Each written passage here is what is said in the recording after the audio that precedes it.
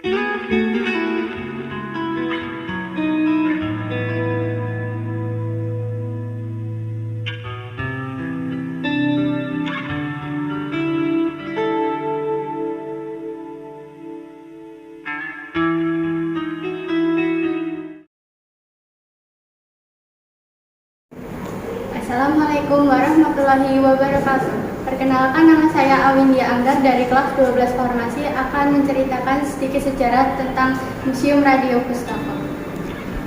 Museum Radio Pustaka merupakan museum tertua di Indonesia.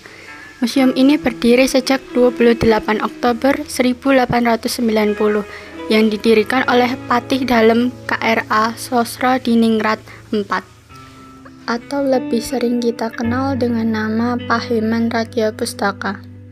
Pada awalnya kegiatannya hanya berupa mengenai sastra, seni, sejarah, serta budaya. Namun seiring berjalannya waktu, Paheman Radio Pustaka banyak mendapatkan hibah koleksi benda-benda bersejarah, buku-buku pengetahuan, dan naskah-naskah kuno atau manuskrip. Pada awalnya, Museum Radio Pustaka bertempat di Panti Wibawa Kepatihan Surakarta.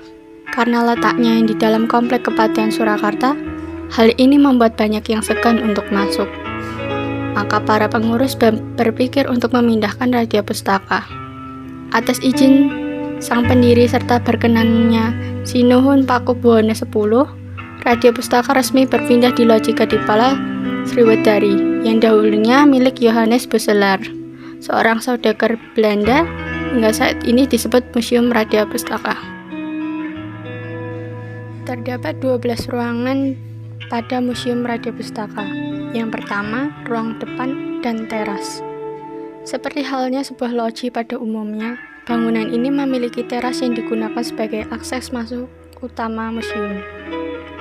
Pintu yang terbuat dari kayu jati besar dengan model double, jendela kayu besar teralis, dan pilar-pilar besar menjadi identitas museum ini. Masuk ke dalam museum, kita akan disambut oleh patung KRA Sosrodiningrat IV, tokoh pendiri museum. Di ruangan ini pula terdapat koleksi lain yang tertata rapi di berbagai sisi dan sudut. Terdapat beberapa koleksi meja kursi kuno, topeng dengan berbagai karakter, serta berbagai koleksi tosan aji dan kotak musik. Bagian yang kedua yaitu koridor. Museum ini terdapat koridor yang menghubungkan ruang depan dengan ruang tengah. Di area lorong koridor ini terdapat dua ruang sisi kiri serta sisi kanan. Masing-masing digunakan sebagai ruang display koleksi. Satu sisi digunakan sebagai ruang manuskrip dan ruang lainnya sebagai ruang koleksi perunggu.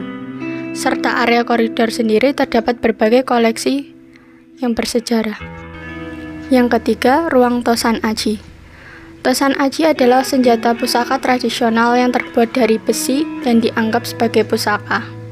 Tosan aji juga disebut sifat kandal atau sesuatu yang dapat membangkitkan keberanian dan keyakinan bagi pemiliknya. Di ruangan ini terdapat berbagai koleksi tosan aji, berbagai jenis, ada keris tombak, pedang, dan masih banyak lagi. Salah satu koleksi yang ada pada ruang tosan aji yaitu pedang Amang Kurat II. Pedang dengan perabot dari perak berukir gaya Eropa tersebut dahulu milik Raja Amang Kurat II yang memerintah di Keraton Kartasura 1677 hingga 1703 Masehi. Ruangan yang keempat yaitu ruang keramik. Ruangan ini berhadapan tepat dengan ruang tosan aji, berisi berbagai koleksi keramik dengan peninggalan masa kolonial Hindia Belanda. Koleksi keramik yang ada di antaranya seperti gerabah Jawa, gerabah Thailand, piring sewon, piring Cina, gelas, tempat makan, dan lampu dari kristal. Lalu yang kelima, ruang perunggu. Disebut dengan ruang perunggu tentunya di dalamnya terdapat berbagai koleksi benda-benda bersejarah yang terbuat dari perunggu. Salah satunya yaitu Prasasti Mantiasih. Prasasti ini berangka tahun 829 Saka atau 907 Masehi. Ditemukan di daerah Kedu, Jawa Tengah, ditulis dengan aksara Jawa kuno. Isinya menyebutkan tentang pemberian daerah Sima atau Tanah Perdikan yang merupakan anugerah dari Sri Maharaja Rakai Watukura Dyah Balitung Sri Darmodaya Mahasambu kepada para patih di Mantiasi yang telah berjasa pada saat pernikahan raja, menjaga keamanan di daerah Kuningan dan pemeliharaan bangun suci.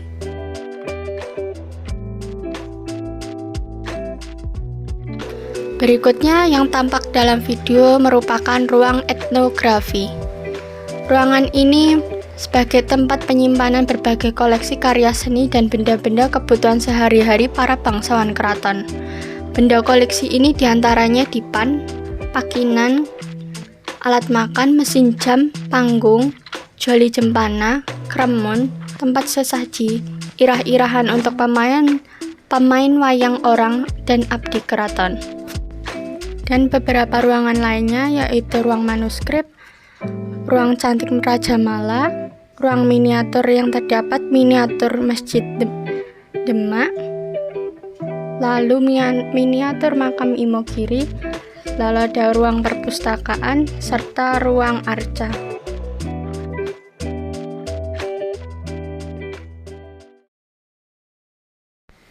Museum Radia Pustaka merupakan museum bersejarah yang patut kita jaga dan lestarikan. Museum ini terdapat beberapa peninggalan barang bersejarah dari masa pimpinan kerajaan hingga masa kemerdekaan, dengan barang-barang penunjang kemerdekaan yang tersimpan rapi dan masih utuh